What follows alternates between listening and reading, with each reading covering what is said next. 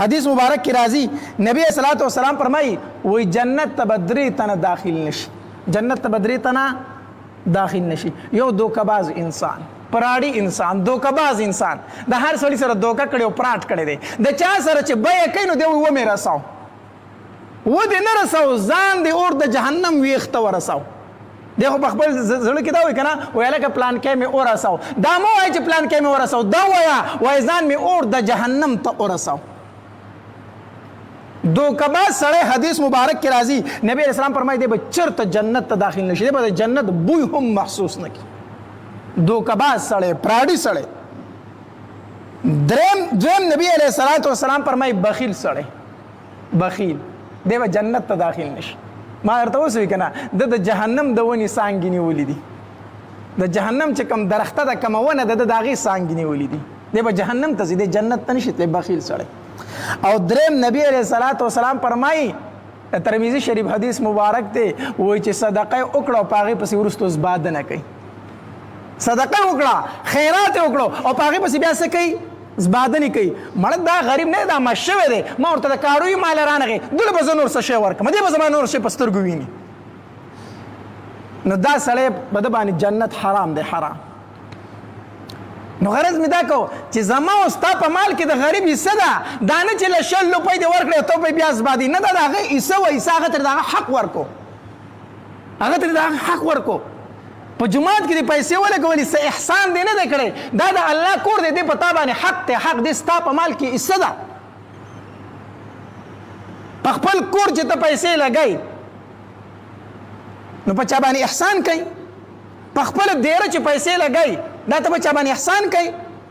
نو تاله چې دا مال چا درکړی دی د هغه په کور چې دا پیسې لګوي ته په احسان کوي. د دې مثال به درته زه دا پیش کړم، ما درله 10 لک روپۍ درکړي او دا مې درته ووي چې هلکه 15 لکه په خپله ځان له ولګوه، دا 15 لکه زما په کور ولګوه، زما در باندې احسان دی که ستا را باندې احسان دی؟ 10 لک روپۍ مې درکړی او دا مې درته ووي چې 15 ځان له ولګوه خو دا 15 ته ما له ولګوه، نو ستا را باندې احسان نه دی، زما در باندې احسان دی. دا مال مونږ نه چا را کړی دی؟ الله را کړی. نو الله تبارک وتعالی فرمایي وای دا 1 لک ځان له ولګوه او دا 2.5 زره ته مال راکه، 1 لک ځان له ولګوه او دا 2.5 زره ته مال راکه. نو دی چې دا 2.5 زره روپۍ خیراتي ورکوي که نه نو داسې چې دی احسان کوي، یعنې که احسان نه کوي پتا الله احسان کړی چې 1 لک روپۍ درکړي دي. نو دا زبادنه به نه کوي چې خیراتي مال دی ورکو، مدرسه کې دی ورکو، جومات کې دی ورکو، غریب ته دی ورکو. نه نه دا وایه ما په مال کې چې کومه د الله حصه وه هغه ته ما ورکړه، هغه ته ما ورکړه. نو مقصد مې دا دی چې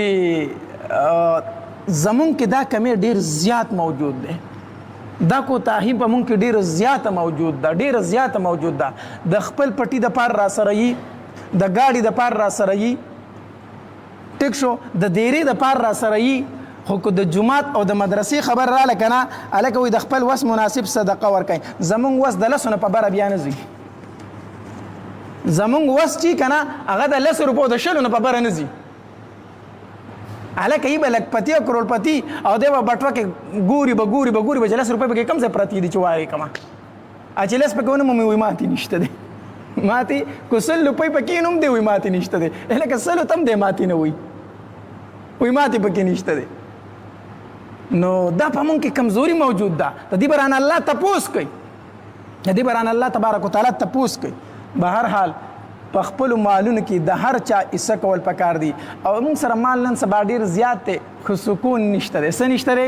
سکون نشته دی. په کور کې جنګونه دي، په کور کې جګړې دي، وروڼه یو بل نه لاندې وتي دي، زنانه په کور کې جنګونه کوي، یو لوی مصیبت په کور کې جوړ دی. سوچ چې چېرته کړی چې دا ولې وی تاسو ته څه شي کمره وي پیسې خو ډېر شي، وی تاسو ولې لاندې وتې جګړې خو رخ کړي دي، څه مصیبت خو په کور کې رخ کړی دی. نو پر خپل مال لږ نظر واچوه چې دې مال نه دې چېرته صدقه او خیرات ورکړی دی. نو چې صدقه او خیرات نه دی ورکړی نو سکون پکې د کم طرفه راغی، سکون به پکې نه راځي. الله تبارک وتعالی د عمل کولو توفیق راکړي. واخر دعوانا ان الحمد لله رب العالمین.